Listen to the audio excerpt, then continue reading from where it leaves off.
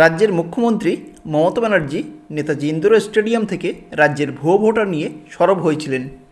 মমতা ব্যানার্জির অভিযোগ, একই এপিক নম্বরে একাধিক ভোটার থাকায় তারা ছাপ্পা ভোট দিচ্ছে পশ্চিমবঙ্গে। ফলে মমতা ব্যানার্জির নির্দেশ মতো রাজ্যের বিভিন্ন মন্ত্রীরা, যেমন ফিরহাদ হাকিম, অরূপ বিশ্বাস থেকে শুরু করে জেলা স্তরে তৃণমূলের তরফ থেকে ভোটার কার্ডের এপিক নম্বর মিলিয়ে দেখার কাজ শুরু হয়েছে। এই তদন্ত করাকালীন বহু এমন তথ্য পাওয়া গেছে যেখানে বাবার থেকে মেয়ের বয়স বেশি, এমনকি যে পরিবারের 5টি ভোটার আছে সেখানে ভোটার লিস্টে 7 জনের নাম অন্তর্ভুক্ত করানো হয়েছে, এমন তথ্য সামনে এসেছে। আর এই ঘটনার পর মুখ্যমন্ত্রী মমতা ব্যানার্জি সরাসরি ভারতীয় জনতা পার্টিকে দোষী চিহ্নিত করেছেন। মমতা ব্যানার্জির মতে এই সমস্ত ভুয়ো ভোটার গুজরাট ও উত্তরপ্রদেশের বাসিন্দা, যাদেরকে ভাড়া করে রাখা হয়েছে পশ্চিমবঙ্গে বিজেপি দলের হয়ে ভোট দেওয়ার জন্য। তবে মমতা বন্দ্যোপাধ্যায়ের এই অভিযোগের ভিত্তিতে রাজ্যের নির্বাচন কমিশনের পক্ষ থেকে নোটিশ জারি করে জানানো হলো মমতা বন্দ্যোপাধ্যায় মানুষকে ভুল বোঝাচ্ছেন। নির্বাচন কমিশনের তরফ থেকে করা এই নোটিশটিতে পরিষ্কার লেখা, সমাজ মাধ্যমের পোস্টে ও সংবাদ প্রতিবেদনে উঠে আসা কিছু অভিযোগের ভিত্তিতে নির্বাচন কমিশনের সামনে এসেছে।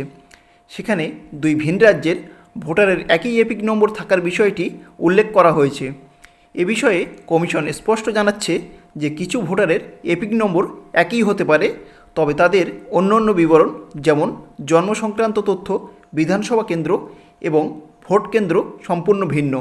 তবে নির্বাচন কমিশন কালো মার্কিং করা এই লাইনে পরিষ্কার লিখে দিয়েছে যে কোনো ভোটার কার্ডের এপিক নম্বরের ভিত্তিতে একজন ভোটার একটি মাত্র কেন্দ্রে ভোট দিতে পারবে এবং যে কেন্দ্রটি তার রাজ্যের নিজস্ব নির্বাচনী এলাকা হতে হবে।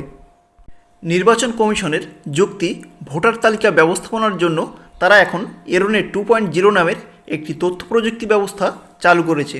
এর আগে ভোটার তালিকা তৈরির সময়ে বিভিন্ন রাজ্যে কোনো যান্ত্রিক নিয়ম না মেনেই ভোটার আইডি কার্ডের নম্বর দেওয়া হতো। ফলে কিছু রাজ্যে একই সিরিজের সংখ্যা ব্যবহার করার কারণে এপিক নম্বরের এমন ত্রুটি ঘটেছে। তবে এ বিষয়ে বিভ্রান্তি দূর করতে নির্বাচন কমিশন সিদ্ধান্ত নিয়েছে ভোটারদের আইডি কার্ডে ভিন্ন সংখ্যা থাকবে এবং কোথাও একই এপিক নম্বর থাকলে তা দ্রুত সংশোধন করা হবে। নির্বাচন কমিশনের প্রকাশ করা এই রিপোর্টটির ভিডিও সবাই শেয়ার করবেন, যাতে করে মানুষের মধ্যে এপিক নম্বর নিয়ে যে আতঙ্ক তৈরি হয়েছে তা যেন দূর হয়।